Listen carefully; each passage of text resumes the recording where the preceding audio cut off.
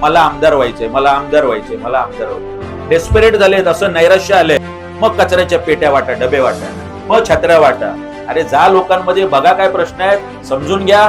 आम्ही जातो, मग आम्ही मांडतो की ते एसटी डेपो झाला पाहिजे. आम्ही तुरुब्यात गेलो, आम्ही लोकांमध्ये गेलो, लोकांनी सांगितलं ही एसटी डेपोची जागा आहे. ते मासळी मार्केट 2-2, 4-4 वर्ष बनवून तयार आहे.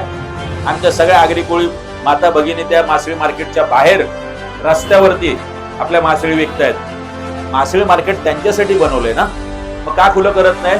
आम्ही गेलो, 48 तासात ते खुलं केलं आणि आमच्या आगरी कोळी माता भगिनी तिथे आहेत आतमध्ये.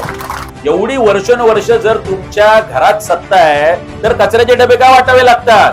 का? कारण तुम्ही काम नाही केलं एवढी वर्ष. या अख्ख्या नवी मुंबईमध्ये घर काम करणाऱ्या आमच्या माता भगिनी त्या तिथे राहतात आणि तिथे पाणी नाहीये.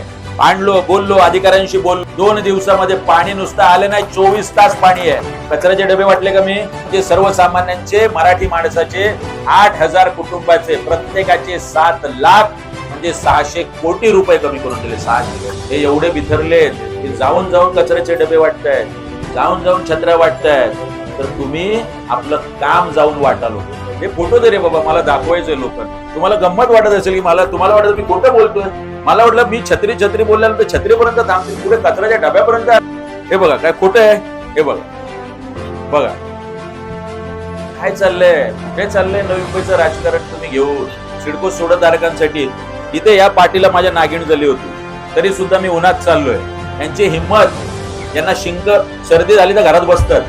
यांनी करावं आमच्यासारखं आंदोलन, केसेस घ्याव्यात. अहो वाशी टोल नका 2 वेळा मी फोडलाय आणि 2-2 दिवस मी तुरुंगात गेलो होतो. आम्हाला पोलीस स्टेशनचा जो तुरुंग आहे तोही थांबवू शकत नाही. बाकी काही असो, मला अण्णा हजारेंचं एक वाक्य खूप आवडतं, तुरुंगात जाणं हे दूषण नाही लोकांसाठी, तुरुंगात जाणं हे भूषण.